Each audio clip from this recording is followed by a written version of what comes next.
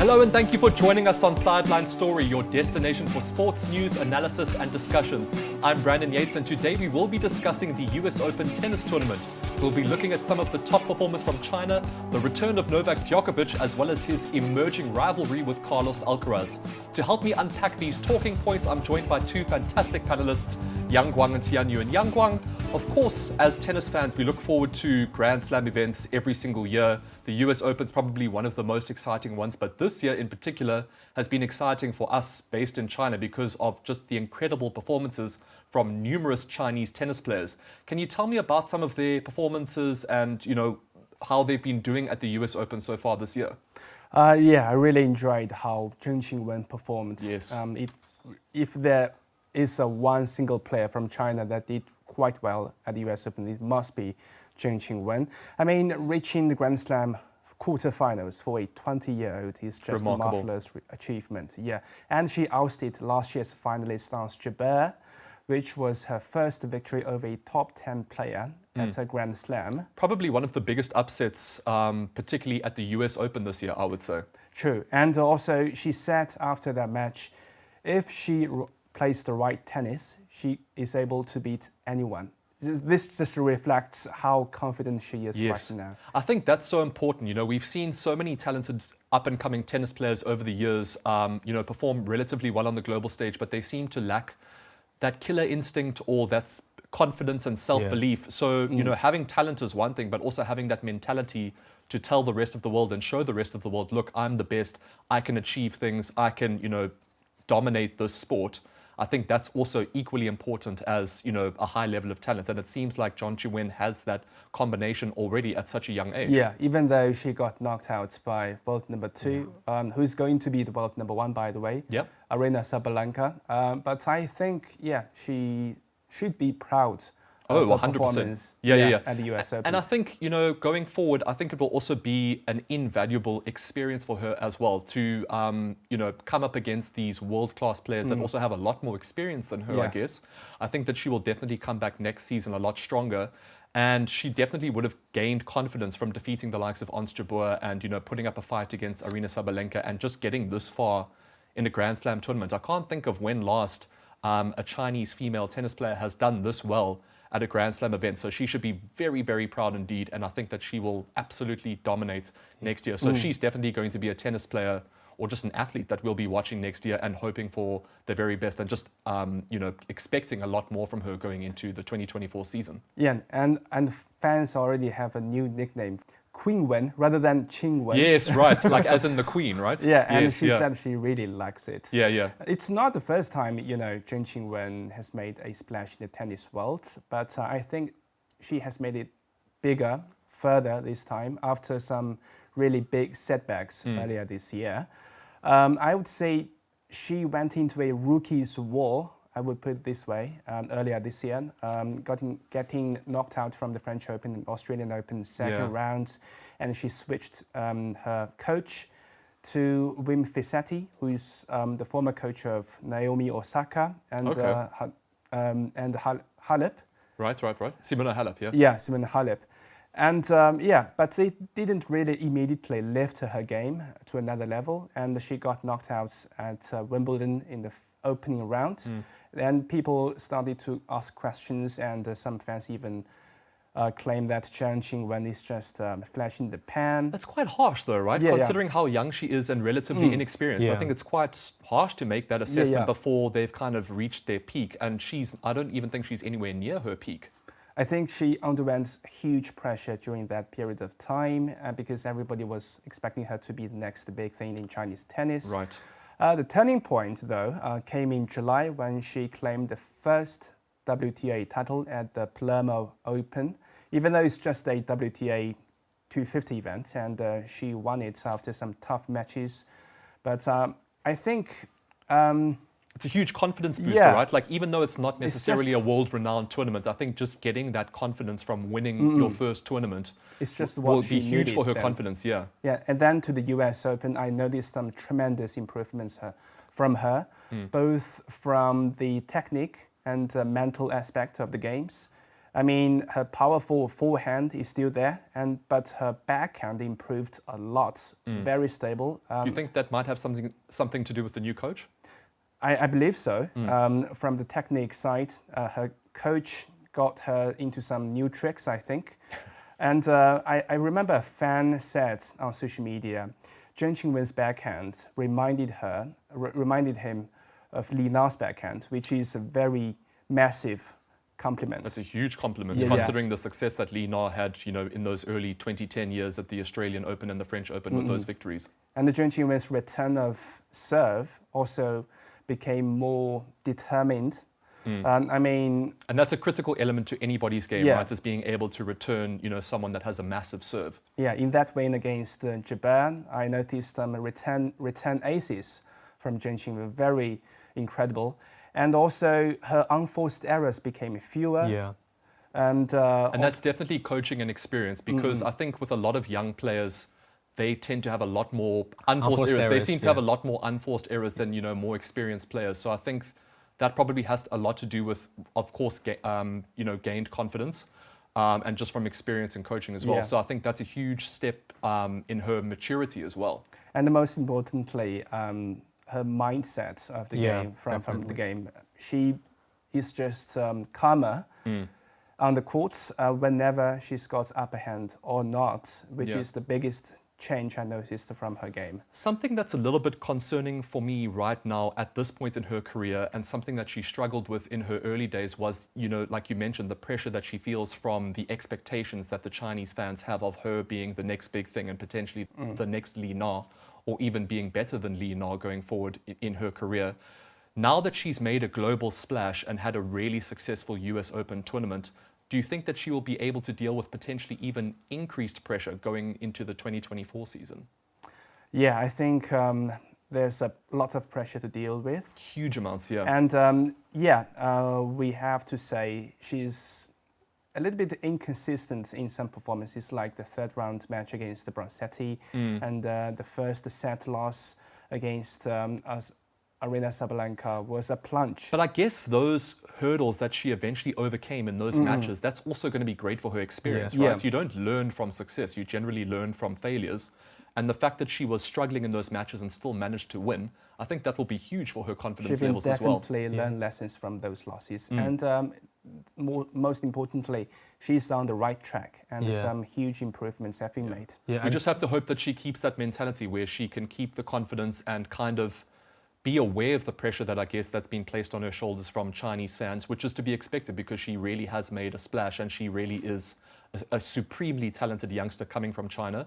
So 2024, I think, could potentially be a make or break year for her, and it will be very interesting to see what her progression is going to be like when we go into the next season. Tianyu, obviously we've spoken about Zheng Qinwen, and she's been absolutely phenomenal at the US Open. What have you made of her performances and, the performances of other Chinese tennis players at this year's US Open as well? Well, I'm going to stick with Zheng Qinwen's performance a bit. because she's been absolutely incredible. Yeah, what surprised me the most about her this year's US Open is that her playing style has changed a lot. She's been playing more aggressively and with more offense. Yeah, and I think that's also something that the new coach has brought to her. I guess with increased confidence as well. Yeah, because to play an aggressive game and to be to enter a match believing that you can not play a defensive game when you can go out all on attack. Definitely. That's definitely confidence. Definitely plays a major role in that. I think along it's a with positive, coaching, I guess. Yeah, I think it's a positive change. Although he might be not as consistent as those top 5 players, but playing more aggressively is definitely a good sign, because Absolutely. all the world champions, the top 5 players.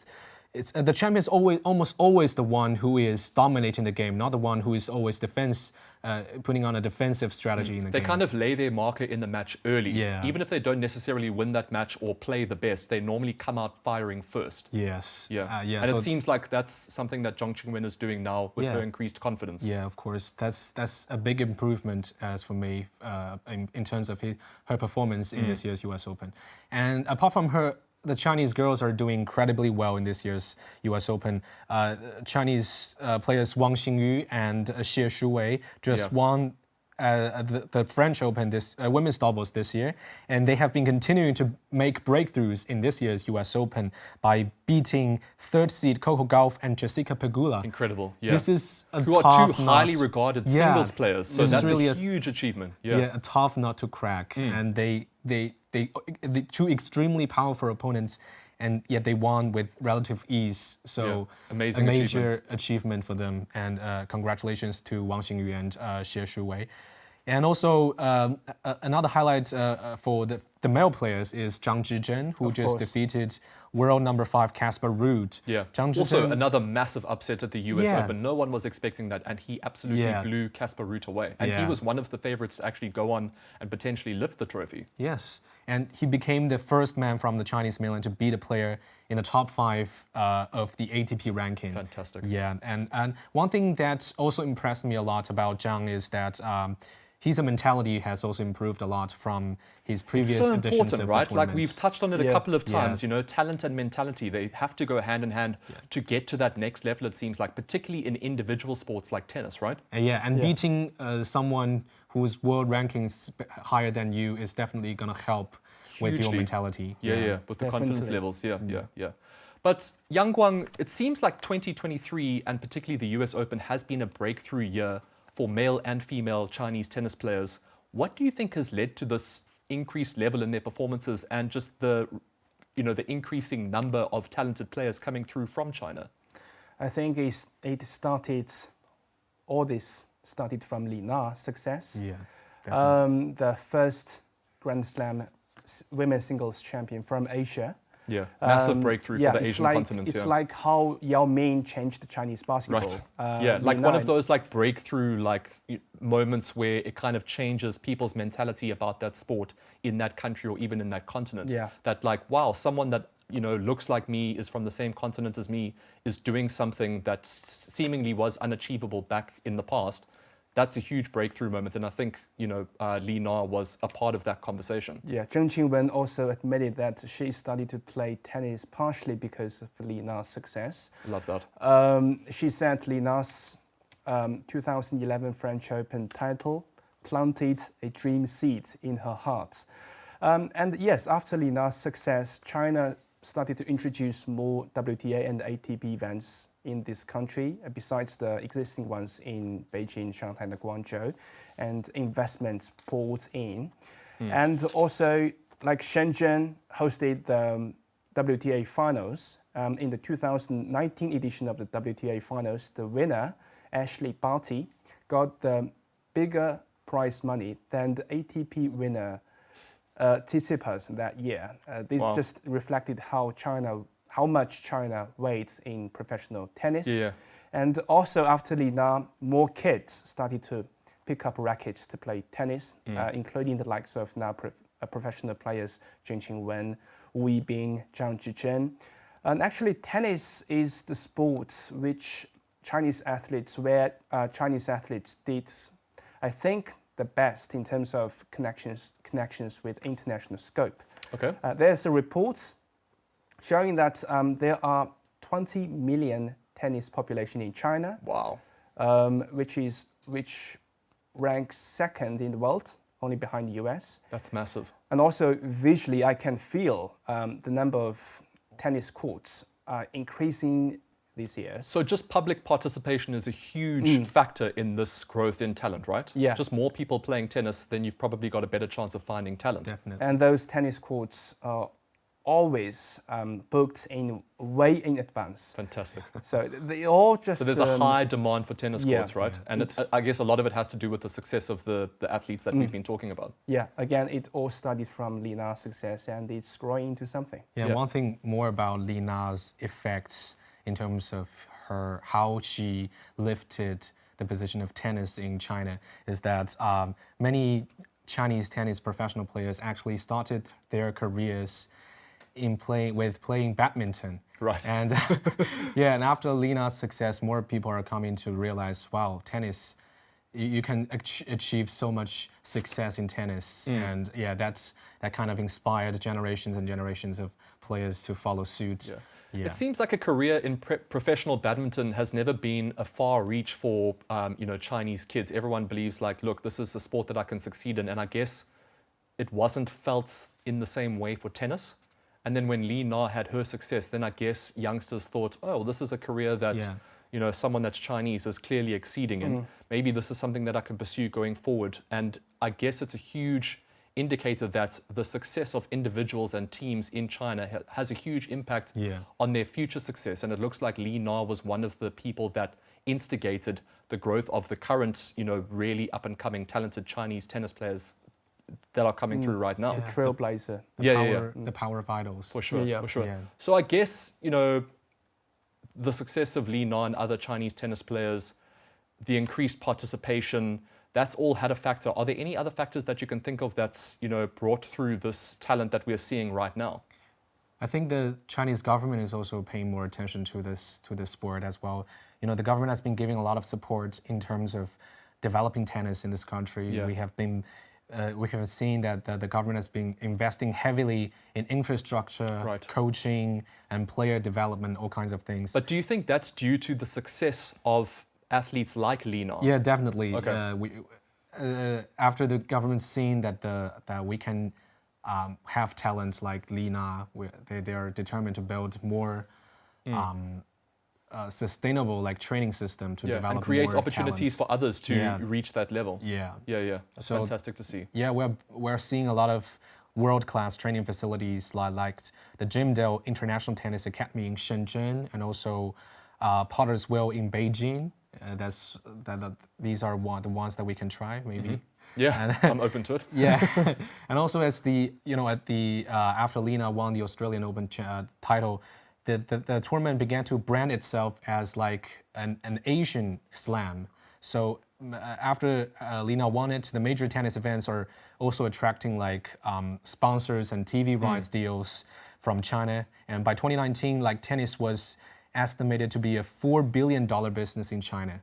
So a lot of viewership and so I guess that's one of the great factors about individual success from tennis players in China is that it also, well, in any sport I suppose, it then creates public and government interest. Attention. And then all of a sudden you have funding and infrastructure and a lot of support for that sport.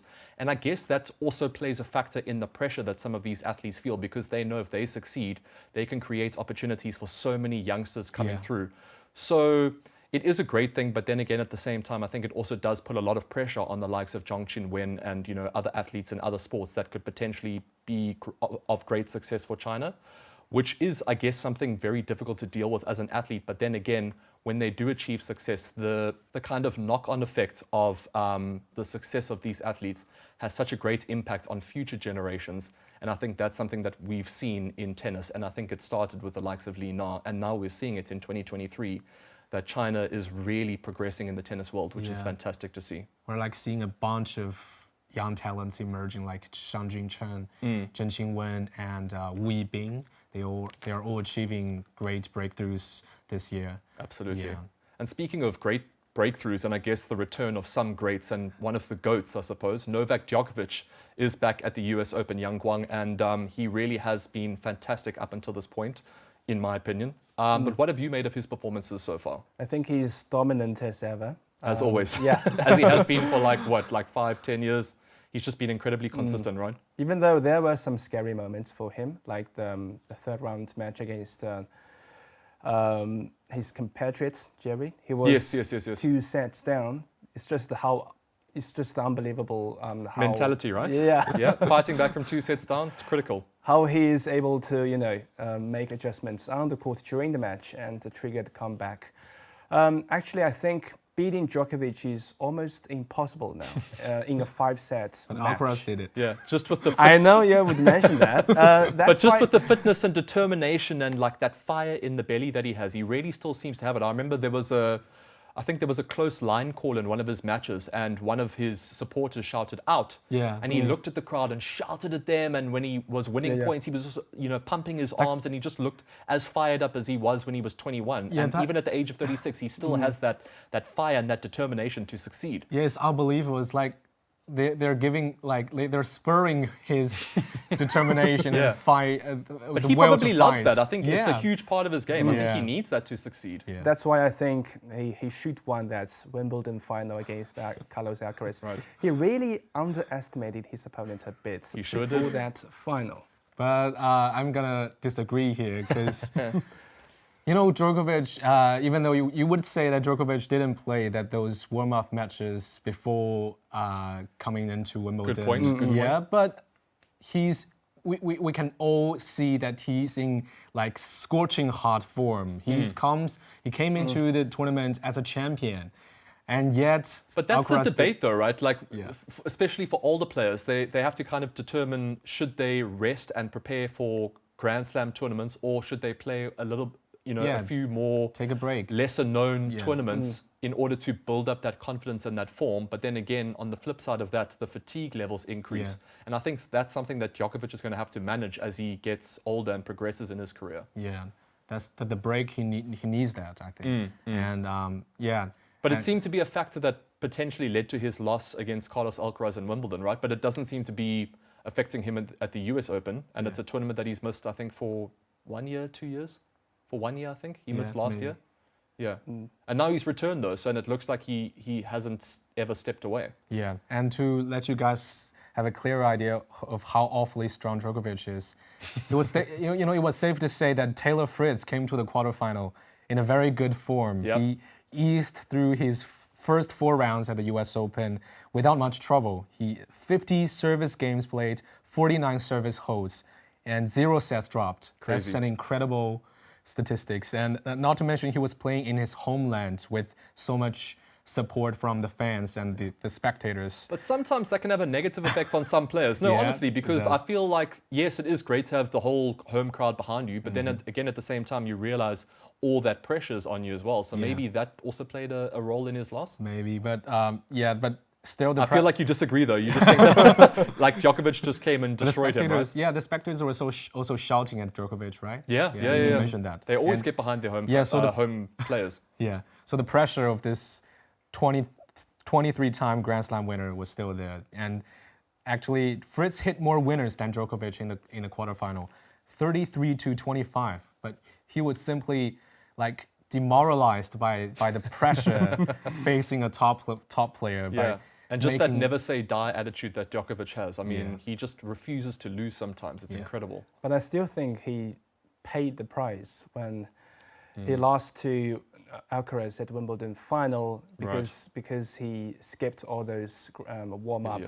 games. Well, this is something we can touch on now, right? There's seemingly an emerging rivalry that could continue for a few years between, the up-and-comer, I say up-and-comer, but already successful Carlos Alcaraz and, potentially one of the greatest of all time, Novak Djokovic. What have you made of this emerging rivalry so far, which we, I suppose, saw on a global stage for the first time at Wimbledon? I'm just glad with Alcaraz's emergence because otherwise the men's singles tennis would be like Max Verstappen in Formula One, a one-man show. Yes, boring. Just Yeah. before it starts, well, let's just get to the finish. We know who's going to win. Djokovic deserves this, a one-man show. I mean, He's earned that, right? Yeah. Yeah, he's been the most consistent, it's I just guess, how of great he is. Yeah, and I think that he seemed to be able to preserve that level of tennis ahead of the likes of Federer and Nadal for a longer period of time. I guess injuries also played a role in Federer and Nadal's demise, but I think a lot of it also has to do with the work that Djokovic has put in. Yeah, but Alcaraz's emergence really has made Djokovic's career even more stellar. I agree. More convincing. Think about it. Djokovic... It could elongate it as well, because now he thinks, I want to go out there and play because I've got someone that's challenging me and keeping me going. Yeah, Djokovic ran through the era of Roger Federer, Rafael Nadal, and Andy Murray, and he's now going through another era with this top rivalry with Carlos Alcaraz at the age of 36. It's amazing. No matter how times change, he's always there on the top of the mountain. Mr. Consistency. Yeah, it's just a matter of time when Djokovic is on decline, but spending over 20 years on top and now matching the top rivalry of Carlos Alcaraz, who is 16 years younger than him. It's just tells what a legend he is. It really is incredible. Yeah. And Tianyu, when Djokovic does finally put down his racket for the last time, do you think that Carlos Alcaraz is going to be the man that takes over that mantle and dominates all of his opponents? Yeah, definitely. Well, after Djokovic retired, I don't see anyone could compete really with Alcaraz On a consistent level, right? Because there are yeah. like talented youngsters coming Yeah. through, but they don't seem to be able to do it for consistent periods of time. You'll have Daniil Medvedev has one good year, Zverev has one good year, Tsitsipas has one good year, but it normally doesn't extend past that. Yeah, we're already seeing that Carlos Alcaraz playing at a high level consistently for many years. But now he's conquered the living ghost that's been haunting him for like years. I just don't know anyone else that could really challenge his He's only done it once, dominance. though. He's only done it once. Yeah. That We'll see. said, I think Alcaraz can never achieve what Djokovic has achieved. Okay. We'll Because, see. simply because Early days, yeah, it's early days. in simply his career. because Alcaraz will never meet so many bitter rivals Yeah, as that's true. Djokovic did. It's That's so true. important. I think, when you're a talented tennis player and you've got that level of competition, it keeps you consistent, it keeps you hungry, and you want to keep going out there and proving to the world that I'm the best. And I think you have a good point there, Yang Guang. Maybe Carlos Alcaraz won't have that level of competitiveness with his colleagues once Djokovic retires. What do you think, Tianyu? Yeah, I agree with what you guys said. Yeah. We're not seeing anyone that could really challenge Alcaraz now after Djokovic is retired. Yeah, But a man only gets better when he plays a better opponent. I 100% agree. Like we've seen with Cristiano Ronaldo and Lionel Messi over the last 20 years or so in football as well. So I think that, look, we'll continue to keep an eye on this emerging rivalry between Novak Djokovic and Carlos Alcaraz. I think it should be very exciting still for the next 2 to 3 years, I guess. And then we'll have to see who can compete with Carlos Alcaraz once Djokovic retires. And of course, we will be keeping our eyes on the continued growth and success of Chinese tennis players, which I think, we definitely saw a breakthrough in that level of performance in 2023, which was fantastic to see. And hopefully we can see it continue and grow going into 2024. But that is all we have time for on this week's episode of Sideline Story. Thank you so much for joining us. And of course, we will be back next week with our latest topic, and we'll see you then. This is CGTN Radio. Hear the difference.